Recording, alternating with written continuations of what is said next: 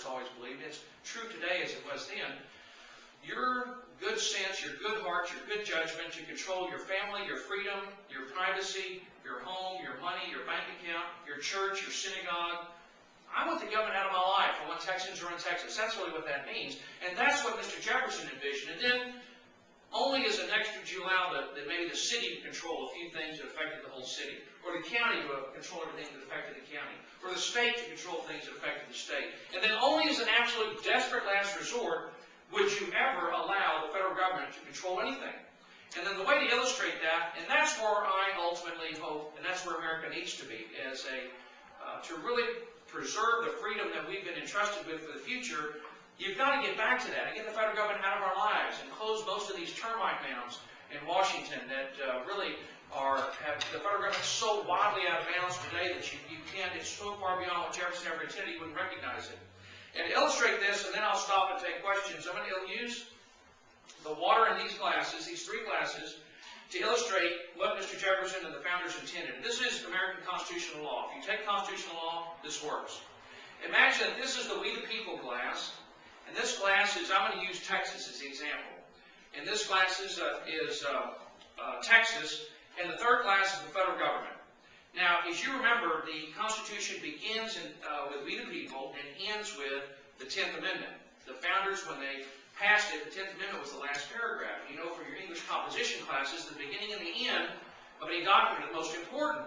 So the founders knew that, of course, we the people, and then the 10th Amendment doesn't do anything.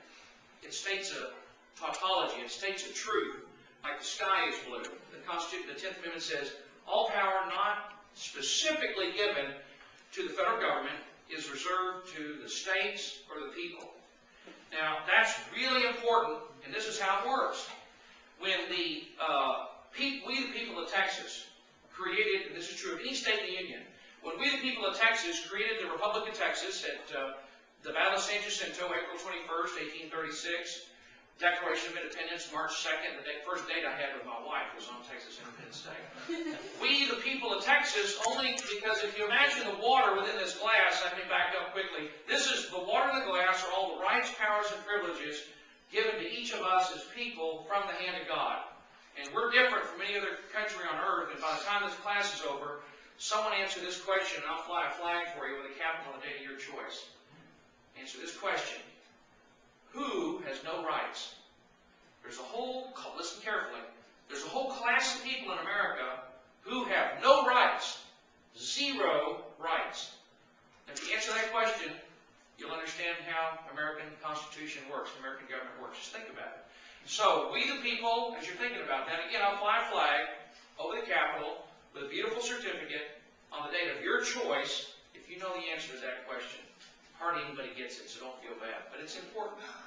Now, we the people of Texas grant the Republic of Texas, under the Constitution of the Republic of Texas, maybe about that much power.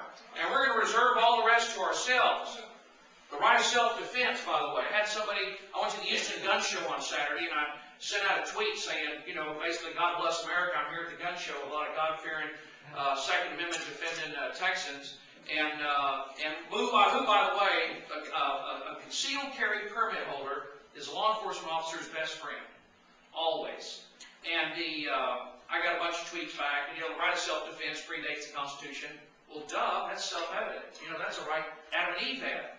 So, right of self-defense, the right to protect my family, the right to raise my family without interference, the right to control my own money, the right to control my religion, control my synagogue, my church, everything that you do as an individual. Here it is, right here in the We the People class, and I give the state of Republic of Texas only a little bit. Now, at midnight, December 29th, 1845, when the United States joined Texas, as we like to think, and at midnight, when Texas became a state, this is the federal government, and this is Texas. Under the Constitution, again, the only power the federal government has is the limited power actually explicitly delegated to the federal government.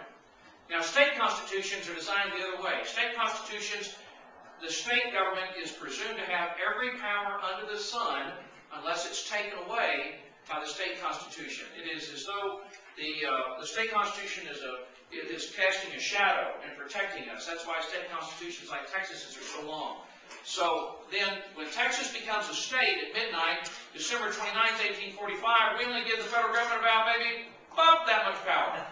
And the rest of it is reserved to Texas and reserved to we the people. Now you think about it, as a result of the war, as a result of the war between the states, the minute South Carolina seceded, the Civil War, the assassination of Abraham Lincoln. Well, if you could go back in time for 60 seconds, that's the moment to go back. If you could go back and stand in the balcony of Ford's Theater for 10 seconds and stop Booth from killing Lincoln, this nation would be so much different today. But when Lincoln's assassination, and by the way, Stanton put a drunk on him that night. Stanton knew the guard was a habitual alcoholic. Lincoln had a premonition that he was going to die. The doorman of the White House, this is one of the wonderful things you learn about history. The greatest subject in the world is history, because by studying the past, as Winston Churchill said, the more you know about the past, the farther into the future you're able to see. That night, as Lincoln left the White House, he had always told the doorman, "Good night, Mr. Crook." And that night, as he left the White House, Lincoln turned to Mr. Crook and shook his hand and looked him in the eye and said, "Goodbye, Mr. Crook." Stanton knew the guard was a drunk. Lincoln had premonitions. Lincoln tried to get different guards that night. Stanton personally vetoed the assignment of different guards. Lincoln's assassination, the Radical Reconstruction Congress, the concentration of all power in Washington. Whoops, I'm doing the wrong one. This is the federal glass here. This, I can't do it but with holding it up. Let's say, the New Deal. There's a big one. Federal judges, there's a federal judge in Texas ran our prison system forever. There's nothing left, folks. The we the people glass and the state glass, there's nothing left. We don't really ultimately have any real privacy or freedom or control over our lives. I mean, not only, and I voted against, by the way, $2.3 trillion in spending under George Bush. I don't play favorites. I work for Texas. And I work for the people of West Houston. And I work for that little girl of mine who's 12 years old today going to 6th grade. And, I don't care who it is. Don't mess with me. Don't mess with Texas. Leave me alone. Don't think I'm out of my way, off my back, out of my pocket, out of my gun case. Get away, get out of my business. Get out of my bank account. Leave me alone. I'll do fine. That's what made America great. And what's happened is we've lost all that authority. And what Congress can destroy by law, we can restore by law.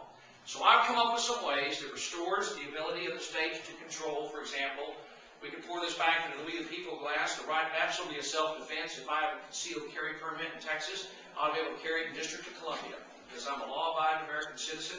And that's my right of self-defense. If a police officer anywhere in the country gets in trouble, I'll be there to help him. The right of the control over, for example, my kids and my home.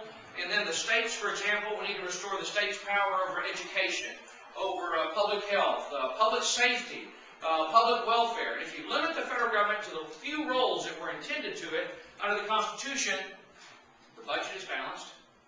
This massive debt doesn't become a problem. We have real freedom.